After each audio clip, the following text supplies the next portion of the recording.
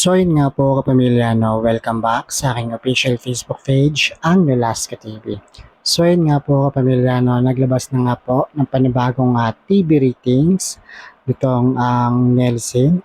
So yun nga po kapamilya, no, noong April 8 nakakuha ang It Showtime ng 8.3 at ang katapat nga po nito ay 4.3.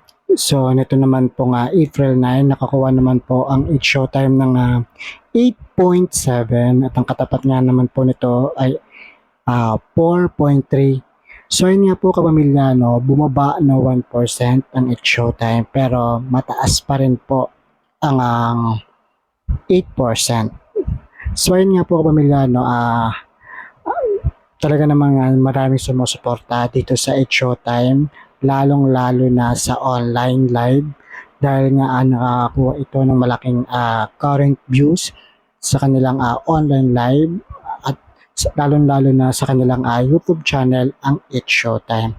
So yun nga po kapamilya, no, mapapanood nga ang It Showtime tuwing Lunes hanggang Sabado dito sa mga platform ng Kapamilya Online Live, sa i1TFC, sa Pinoy TV ng GMA at sa mga Free TV sa GMA, sa A2Z at sa GTV at sa mga cable naman po Kapamilya Channels.